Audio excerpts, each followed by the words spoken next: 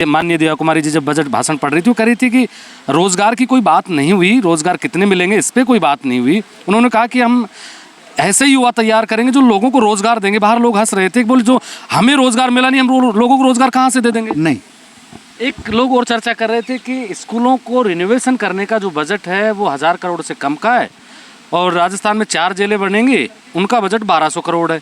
शिक्षा का बजट, शिक्षा के जो भवन है उनको रिनोवेट करने का, नए बनाने का बजट 1000 से कम, और जेल का 1200 करोड़। फिर गोविंद सिंह डोटासरा ने कहा कि बोले पहले से तैयारी कर रहे हैं बीजेपी के लोग, क्योंकि इनको अल्टीमेट जाना तो वहीं है, तो अच्छी जेलें तैयार कर रहे हैं।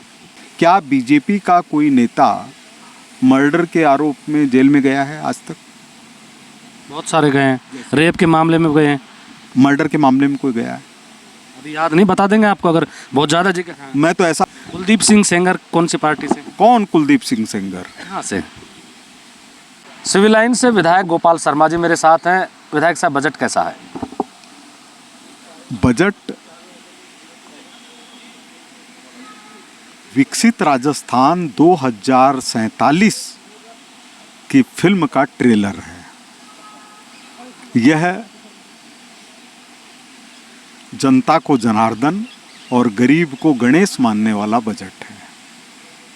इसमें चहुमुखी विकास की धाराएं बह रही है और इसमें उन्नति, उमंग, उन्नयन के मंत्र मौजूद हैं। इसमें भ्रष्टाचार को खत्म करके पारदर्शिता का दस्तावेज मौजूद है। इस बजट को जितनी गहराई से पढ़ेंगे, जितना समझने की कोशिश करेंगे, उतना ही ये लगेगा कि यह एक ऐसी सरकार का बजट है जो राजस्थान के लिए बहुत कुछ करना चाहती है और इस समय जितना हाथ में है उतना करने के लिए चल रही है। कांग्रेस को दिखाई नहीं देता, या फिर विपक्ष में जो लोग रहते हैं उनका यही काम होता है? नहीं, इसमें ये नहीं कहेंगे दिखाई नहीं देता, दिखाई देता है। कोई सोया हुआ व्यक्ति हो उसकी बात दूसरी होती है, और कोई जागते हुए सोने का आचरण करे उसकी बात दूसरी होती है। कांग्रेस जागी हुई नहीं है बल्कि परेशान है, चिड़चिड़ी है, मुरझाई हुई है, चेहरे पर खुशी नहीं है, क्योंकि देश से गायब हो रही है। ऐसे में उसके पास में क्या उपाय है? हम चाहे लोकसभा में देख लें, चाहे राज्यसभा में देख लें, चाहे राजस्थान में देख लें, चाहे उत्तर प्रदेश में देख लें, चाहे हरियाणा में देख लें, चाहे महाराष्ट्र में देख लें, चाहे मध्य प्रदेश में देख लें, बिहार में देख लें, छत्तीसगढ़ में देख लें, सब जगह एक ही हाल है। आपने कहा कि ये बजट भ्रष्टाचार को खत्म करने वाला बजट है। कुछ दिन पहले डॉक्टर जसवंत यादव बहरोड से विधायक है, बहुत सीनियर नेता है, उन्होंने कहा कि भ्रष्टाचार खत्म नहीं हो सकता, इस सरकार में भी भ्रष्टाचार है। आज वैर के विधायक ने सदन में कहा कि भ्रष्टाचार मेरे इलाके में हो रहा है, अवैध खनन रुक नहीं रहा। मैं उनके कहने को कभी भी आपत्तिजनक नहीं मानता, क्योंकि डॉक्टर जसवंत यादव जी का और उनका दोनों के राजनीतिक अनुभव लंबे हैं, और उस राजनीतिक अनुभव में उन्होंने ज़्यादातर कांग्रेस का कार्यकाल देखा हुआ है। तो इसलिए जब भी वो स्मरण करते हैं तो उनको वही याद आता है। जैसे आपको मैं बताऊं, मैग्सेसे पुरस्कार विजेता राजेंद्र सिंह जी को सब लोग नाम जानते हैं। उन्होंने एक मेरे को पत्र लिखा जब मैं पत्रकार था। उन्होंने लिखा कि अब अपने को अवैध खनन की चिंता करनी पड़ेगी क्योंकि कमलनाथ मंत्री बन गए हैं। आप इससे सोच लीजिए कि देश का एक ऐसा व्यक्ति जिसको नोबेल के बाद में सेकंड महत्वपूर्ण मैग्सेसे पुरस्कार मिला हो, वो एक पत्रकार को पत्र लिखे कि हमको अब ज़्यादा मेहनत करनी पड़ेगी क्योंकि कमलनाथ मंत्री बन गए। कमलनाथ कौन? कांग्रेस के नेता। तो ये स्थिति है। एक और मैं आपको बताता हूँ, एक कांग्रेस के मंत्री से मैं ही इस्तीफा दिलवा चुका हूँ पत्रकार रहते हुए। लक्ष्मण सिंह रावत, वो माइंस मिनिस्टर थे, और उन्होंने अपने साले सहित खाने सारे परिचितों को अलॉट कर दी थी, और इसके कारण उनको इस्तीफा देना पड़ा। तो इसलिए ये जो माइंस है ना, ये कांग्रेस को वैसे ही बहुत आकर्षित करती है। एक दलजीत सिंह होते थे बाड़ी के नेता, उन्होंने 200 किलोमीटर क्षेत्र के ऊपर कब्जा किया हुआ था, माइंस करने के लिए। तो इन लोगों का ये सब है। लेकिन उन दोनों जो विधायकों ने कहा, बीजेपी के विधायक है, दोनों ने जो कहा, नहीं दर्द है। वो 2 साल से आपकी सरकार, वो कह रहे हैं कि अब भी हो रहा है। हाँ, निश्चित हो रहा होगा। करने वाले तो अफसर और ये सब लोग रहते हैं, वो तो नहीं कर रहे हैं ना। वो अगर करते होते, उस क्षेत्र के अंदर तो वही प्रमुख हैं, भाजपा के प्रतिनिधि वही हैं, वो कह रहे हैं भ्रष्टाचार हो रहा है। इसका अर्थ ये है कि भाजपा भ्रष्टाचार नहीं कर रही है, लेकिन पीछे से जो गुण लगा हुआ है वो अभी थोड़ी सी बाकी है, उनको अंदर तक जाना पड़ेगा। क्या सरकार को गरीबों के स्वास्थ्य की चिंता बिल्कुल भी नहीं है? कांग्रेस हल्ला मचा रही है विधानसभा के अंदर कि राइट टू हेल्थ बिल पर बीजेपी चर्चा ही नहीं करना चाहती, बात ही नहीं करना चाहती। वो इतनी उनको चिंता है। 15 साल तक तो गहलोत साहब चीफ मिनिस्टर रह लिए, किसने मना किया था उनको?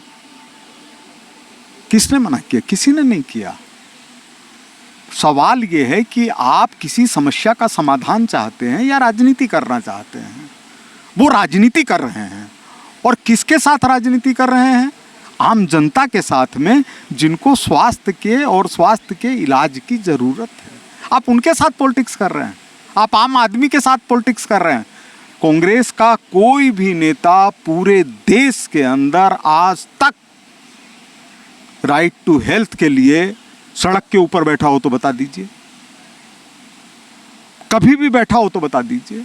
जब तक सड़क पे नहीं बैठेंगे बिल पास नहीं होगा। विपक्ष का काम ही यही है, विपक्ष का काम तो यही है ना।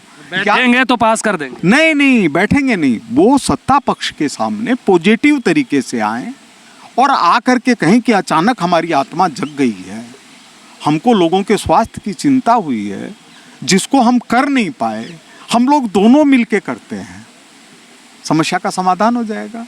कौन चाहेगा इस देश के अंदर शिक्षा, स्वास्थ्य, रोजगार, इसकी गारंटी नहीं हो?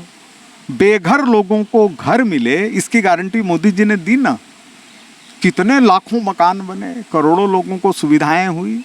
तो देना तो बीजेपी को है, क्योंकि कांग्रेस तो है नहीं। कांग्रेस तो आखिरी मतलब वेंटिलेटर पर है ना। कांग्रेस वेंटिलेटर के ऊपर है। ऐसी स्थिति के अंदर वेंटिलेटर पर जाते हुए आदमी के मुंह से कुछ निकल जाए, उसका क्या महत्व है? एक सवाल और कर लेते, क्योंकि आप भी पत्रकार रहे हैं और बहुत बेहतरीन पत्रकारों में से आप रहे, लोग बड़ी तारीफ करते हैं आपके पत्रकारिता की। अब आप सरकार में हैं, लोग कह रहे हैं कि कल जब बजट का भाषण आया तो माननीय दिव्या कुमारी जी जब बजट भाषण पढ़ रही थी, वो कह रही थी कि रोजगार की कोई बात नहीं हुई, रोजगार कितने मिलेंगे इस पर कोई बात नहीं हुई। उन्होंने कहा कि हम ऐसे ही युवा तैयार करेंगे जो लोगों को रोजगार देंगे। बाहर लोग हंस रहे थे, बोले जो हमें रोजगार मिला नहीं, हम लोगों को रोजगार कहाँ से दे देंगे? नहीं, वो बात कह रही हैं जो कि हमारे मोदी जी के नेतृत्व में सरकार की व्यापक सोच का हिस्सा है, कि हम देश में ये चाहते हैं कि रोजगार मांगने वाले लोग नहीं, लेकिन रोजगार देने वाले लोग बने। एक दिन में नहीं बन सकते, उनको भी रोजगार चाहिएगा। इसीलिए स्टार्टअप की योजनाएं हैं, इसीलिए स्किल डेवलपमेंट की योजनाएं हैं, इसीलिए भारत आज ही है ना आर्थिक क्षेत्र में चौथी शक्ति। इसके पहले था क्या हिंदुस्तान के अंदर 77 सालों में? हाँ, 1000 साल पहले था, 1500 साल पहले था, भारत नंबर 1 था। उसी स्थिति, लेकिन तब बीजेपी और कांग्रेस थी नहीं 1000 साल पहले। भारतीय संस्कृति थी, बीजेपी कांग्रेस नहीं थी, भारतीय संस्कृति थी। भारत की एक कल्चर थी, भारत के अंदर दूसरों को समावेश करने की शक्ति थी। उसी को लेकर के तो हम आगे बढ़ रहे हैं। आप ये देखिए कि मोदी जी ने बहुत धीमे से एक स्वर निकाला है कि विश्व बंधु। हम क्यों बार बार कहें गुरु बनेंगे, गुरु बनेंगे, गुरु बनेंगे? विश्व गुरु तो हम वैसे ही रहे हैं ज्ञान के मामले में, लेकिन हम विश्व बंधु यानी हम आपको साथी बनाना चाहते हैं। तो यह जो भारत की कल्पना है, यह कल्पना अनंत काल से है, कोई हमने थोड़ी सीखा है। आप बताइए कि भारतीय जनता पार्टी नाम रखा गया, कांग्रेस भी भारत को जोड़ सकती थी, उसको इंडियन प्रिय था, क्योंकि वो अंग्रेज की बनाई हुई पार्टी थी। तो उन्हें किया इंडियन नेशनल कांग्रेस, हमने किया भारतीय जनता पार्टी। तो दोनों की सोच में बेसिक फर्क है। इस सोच को जब हम समझेंगे तो हमको लगेगा कि एक पार्टी ऐसी है जिसमें कोई कमी भी हो सकती है, जिसके क्रियान्वयन के अंदर थोड़ी और तेजी की जरूरत होती है, लेकिन वो समर्पित है।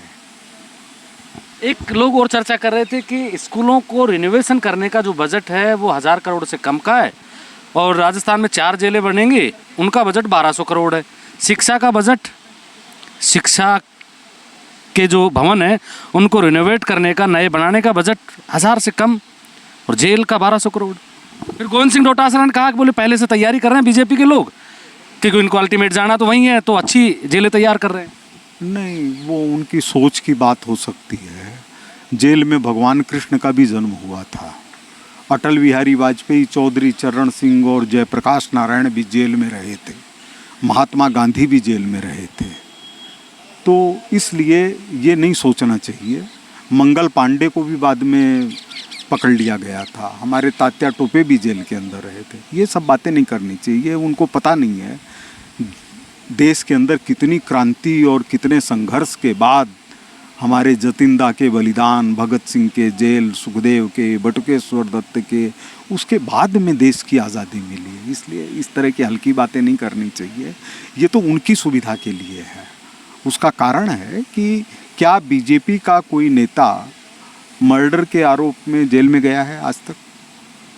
बहुत सारे गए हैं, रेप के मामले में गए हैं। मर्डर के मामले में कोई गया है?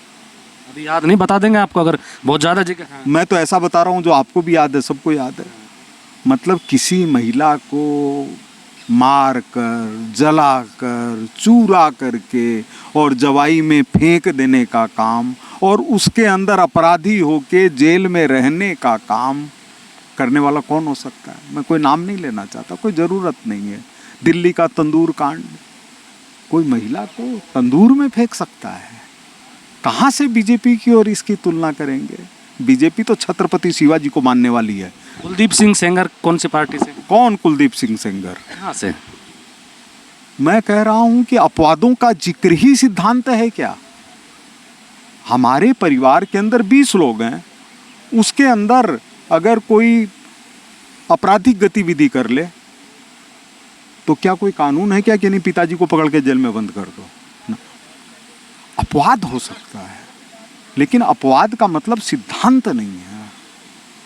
आप देखिए, मैं क्यों मतलब बिना मतलब भी विवाद में पड़ रहा हूं, लेकिन आप ये देखिए, सोनिया जी जमानत पर, राहुल जी जमानत पर, वाड्रा जमानत पर, ये सारे तो जमानत के ऊपर हैं, सारे जमानत के ऊपर हैं।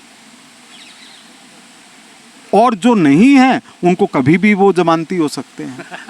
ये गजब है। कभी भी हो सकते हैं। चलिए, बजट में एक छोटी सी बात बता दीजिए। सारी चीज़ें अच्छी हैं, कोई तो कमी रही होगी, क्योंकि 100% तो कुछ भी ठीक नहीं होता।